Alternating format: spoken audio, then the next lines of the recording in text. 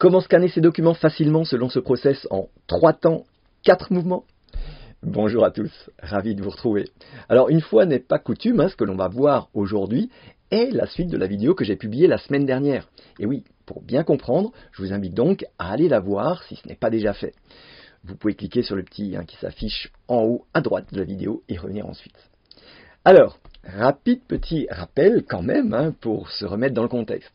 Nous avions, avec des exemples bien concrets, scanné des documents selon la méthode classique et en suivant le process en 3 temps, 4 mouvements, bien plus rapide et facile, selon moi, parce que chaque étape de traitement des docs peut se faire à la chaîne, sans se prendre la tête. Pour autant, faut-il succomber à la tyrannie de la digitalisation? Faut-il scanner tous ces documents? Emma doit-elle céder face aux injonctions de son conjoint? Un peu, voire beaucoup cynique, il faut bien le dire. D'ailleurs, comment va-t-elle réagir? Toutes ces réponses arriveront en fin de vidéo. Allez, c'est parti. Comment scanner ces documents facilement selon mon process en 3 temps, 4 mouvements? Nous en étions arrivés au 2e temps, 2e mouvement. Alors pour ce 3e temps, 3e mouvement, ça va se jouer sur le PC.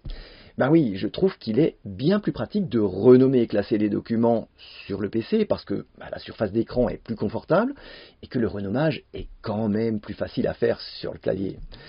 Mais là aussi, il y a des petites techniques qui simplifient grandement la démarche. Je vous montre tout ça tout de suite. Tous les éléments que nous avons scannés se retrouvent dans la boîte de réception documents. Donc je vais ouvrir ce dossier.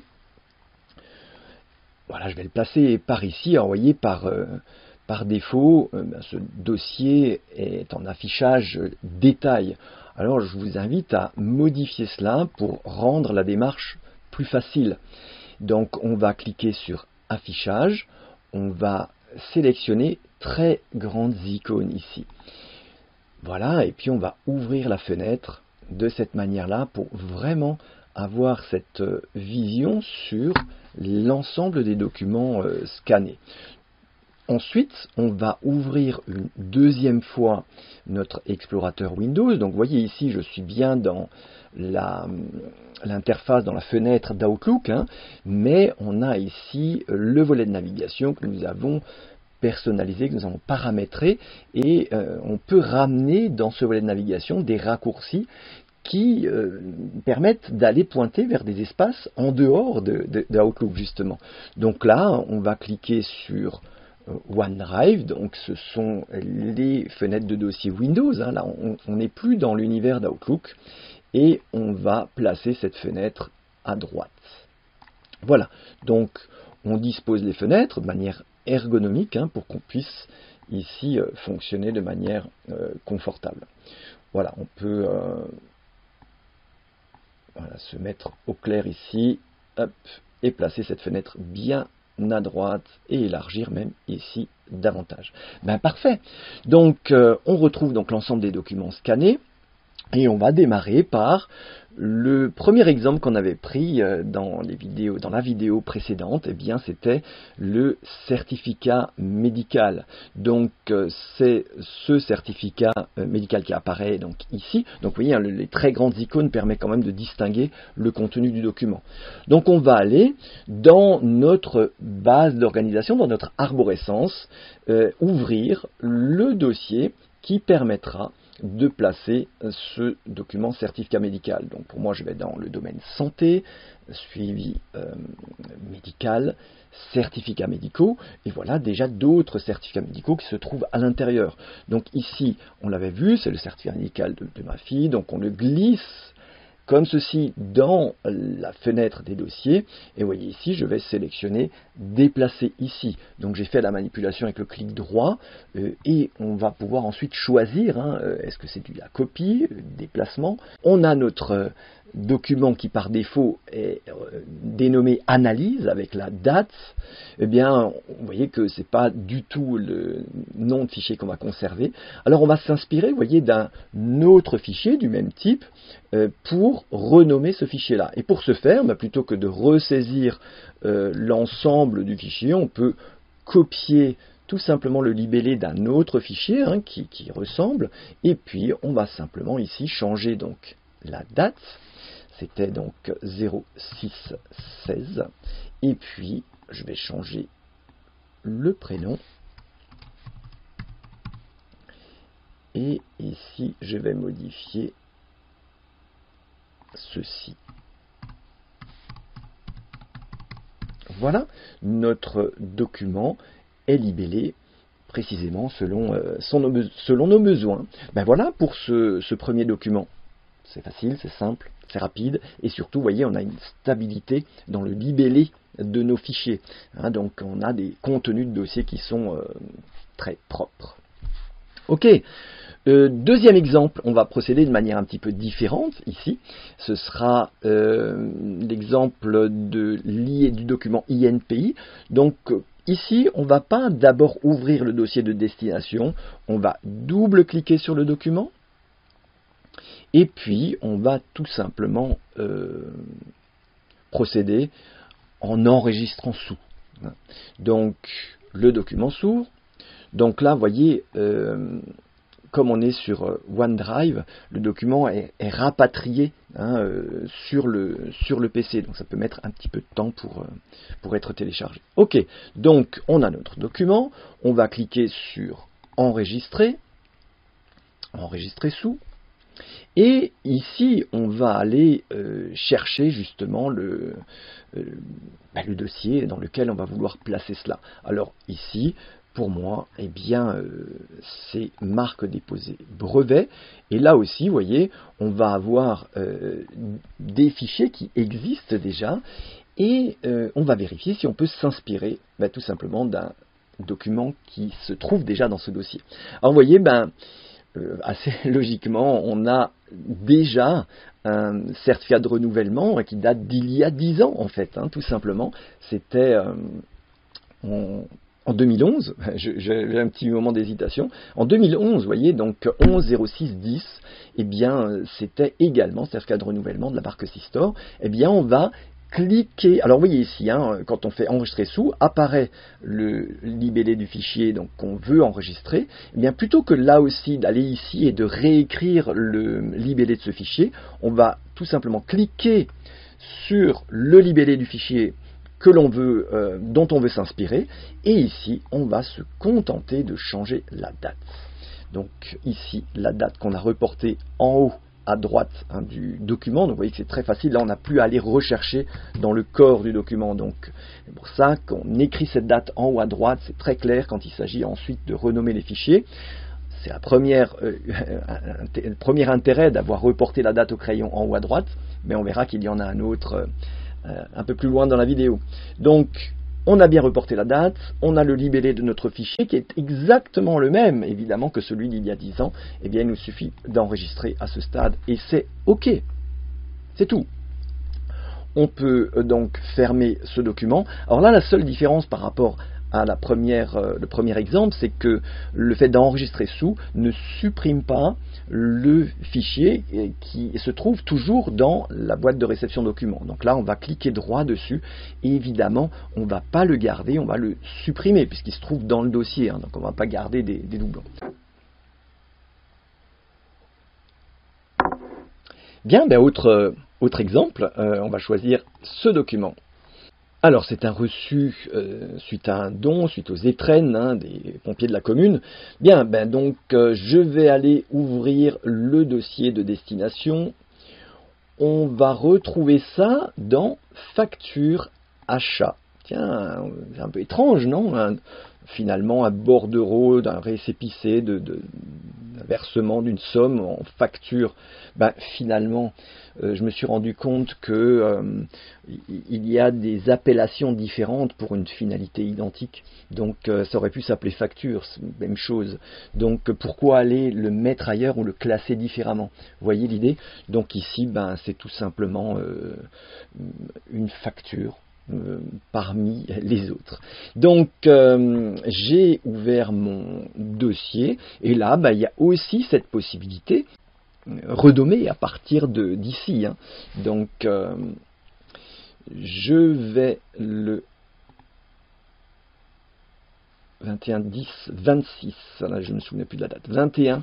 Donc 21, 10, 26. Alors, moi, je vais mettre tout simplement ceci. Pompier Sainte-Foy. Je vais mettre facture quand même. Et traîne. Voilà. Et puis, je vais mettre la somme. J'ai l'habitude de mettre à la suite des libellés factures les sommes portées par la facture. Voilà, donc autre façon de faire encore, on peut renommer dans ce dossier-là et donc la boîte de réception documents et puis le déplacer ensuite. C'est une possibilité également. Exemple suivant. Alors comment il s'appelle ceci? Vous voyez, c'est encore une fois des sommes qui ont été payées finalement, toujours avec ce libellé différent, qui cette fois-ci, feuille de remboursement mutuel. Bon, ben là aussi, c'est une attestation de paiement. C'est donc pour moi exactement la même chose, une facture, toujours pareil. Donc, comment est-ce qu'on fait ici? Choisir l'option 210913 du renommage ici. Et puis on repassera sur l'enregistrement sous tout à l'heure. 210913. Donc ici, on met le prestataire. Pour moi, toujours facture. Qu'est-ce que je rajoute? Rien. Je saurais que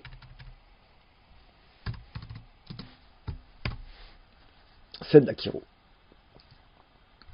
Voilà. Alors tiens, si autre façon de faire encore, vous voyez, en faisant, on pourrait se dire, bah, tiens, on copie ici et direct, on va sur, c'est la 210713, on va direct sur celle-là, 13. Vous voyez, je change du coup juste la date ici. Hein. Voilà, ça c'est fait. On va sélectionner les deux documents et on glisse dans le dossier. Prenons ce document. Alors du coup, encore une facture. Alors là, elle est libellée vraiment, voilà, ça c'est vraiment une facture du coup. Hein. Et puis ici, encore une autre astuce. Donc on va partir avec le principe de l'enregistrement sous. On remonte à nouveau dans les factures achats. On va dans perso. Et puis ici, je sais que j'ai déjà des factures de garage, donc je vais taper garage dans la recherche tout là-haut. Et vous voyez donc dans la requête, eh bien j'ai un résultat effectivement. Donc je vais cliquer droit sur la facture de 2019 de laquelle je vais m'inspirer pour le libeller. Je vais ouvrir l'emplacement du fichier. Il se trouve qu'il est évidemment classé en bas du dossier puisqu'il est plus ancien. Et là, vous voyez, je vais récupérer ce libellé plutôt que de le réécrire à nouveau. Vous voyez que plutôt que de partir d'un libellé vierge comme ça, on ne sait pas trop quoi mettre, eh bien on s'inspire de ce qui existe déjà, toujours. On change simplement la date du coup, et puis ce n'est pas le même garage, je change le nom du garage, et je change le libellé ici de ce pourquoi la voiture a été amenée au garage. C'est la courroie de Distri. Ok. Et puis, j'avais mis les kilomètres pour la révision. Est-ce que je rajoute ça ici, kilométrage 180, 391, et pourquoi pas. Donc vous voyez que ça permet, ce libellé permet vraiment d'être très complet, d'avoir simplement via le nom beaucoup d'indications et toujours le nom, le montant de la facture. 86. Et bien voilà, vous saurez tout au sujet de la voiture. On n'a plus qu'à cliquer sur enregistrer. Et comme tout à l'heure, on n'oublie pas de supprimer.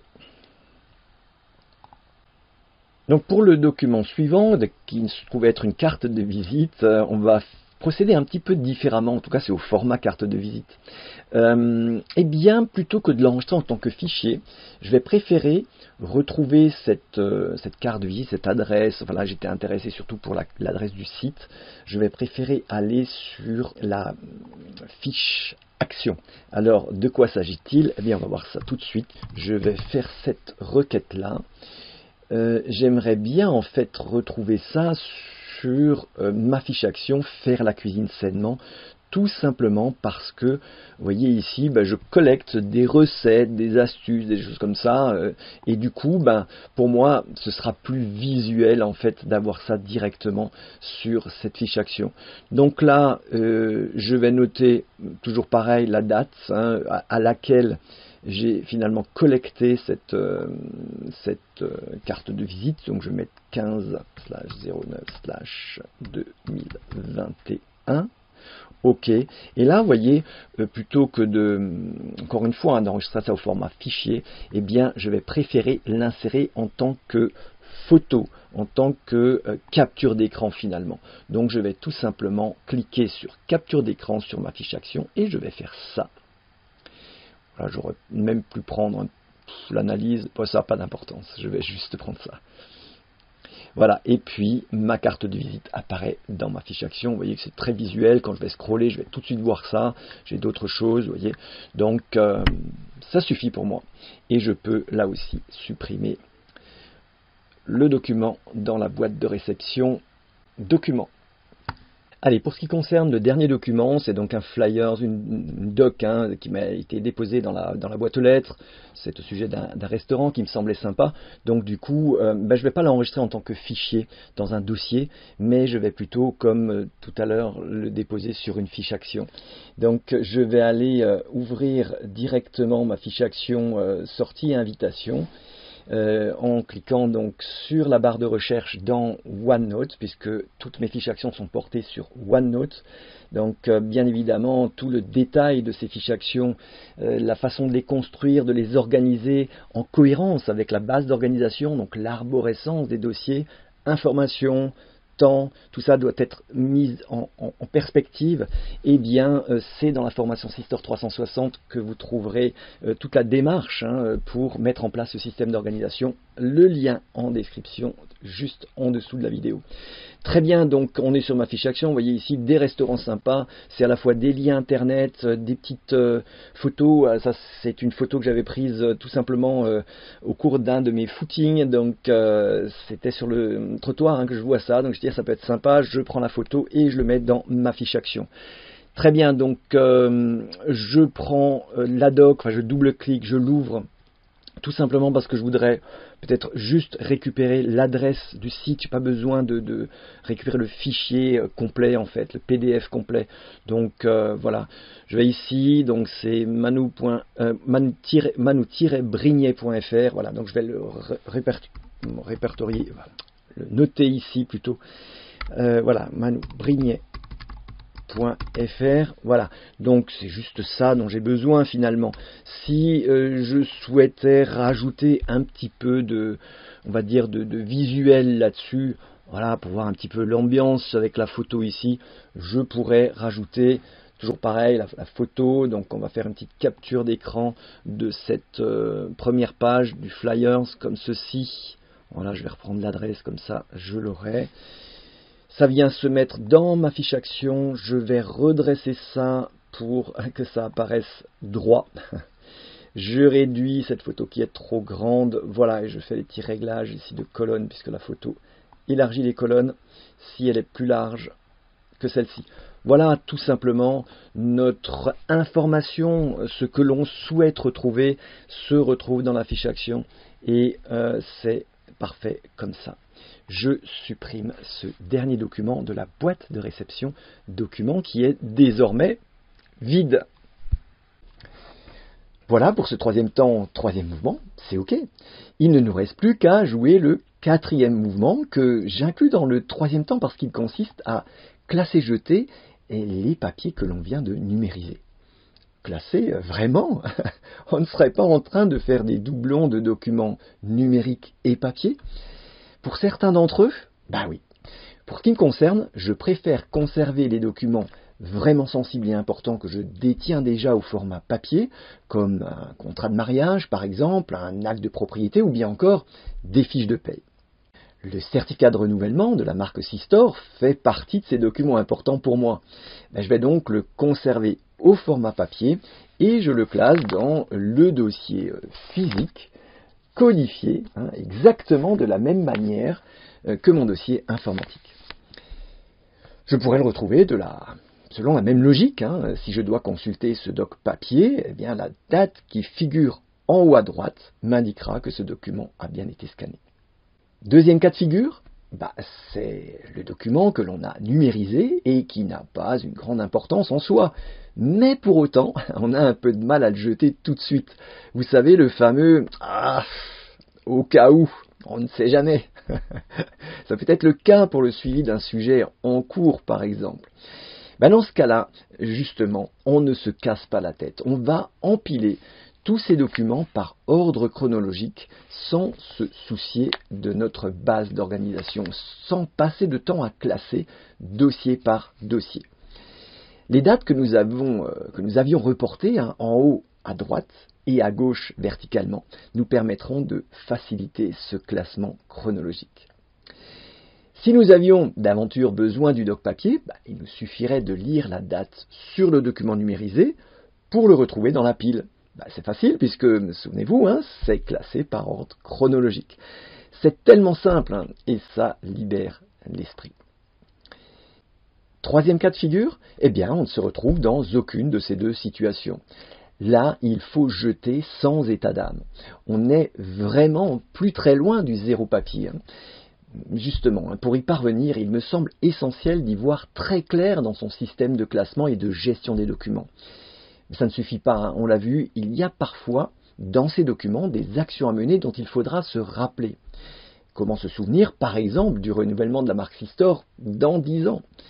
Dans la formation en ligne Sistore 360, vous pourrez mettre en place votre système d'organisation personnalisé qui vous permettra de tendre plus facilement vers le tout numérique, si vous le souhaitez, et de ne pas oublier les actions qui en découlent, quel que soit le délai. De mon côté, je préfère un système qui me permette, bien sûr, de faire diminuer toute cette masse de papier, mais aussi de faire cohabiter les documents papier et numérique en étant capable de les gérer selon la même logique. Le zéro papier absolu étant encore aujourd'hui, à mon avis, difficile à atteindre. Je serais presque du même avis qu'Emma. Allez, le débat est ouvert. Dites-moi en commentaire ce que vous en pensez. Avez-vous envie de tendre vers le zéro papier? Et si vous y êtes arrivé, dites-moi comment. C'est toujours un grand plaisir de vous lire. Allez, je vous laisse là-dessus. Je vous dis à très bientôt dans la prochaine vidéo. Prenez soin de vous. Organisons-nous. Prenez la main pour retrouver un esprit libre et serein. Salut.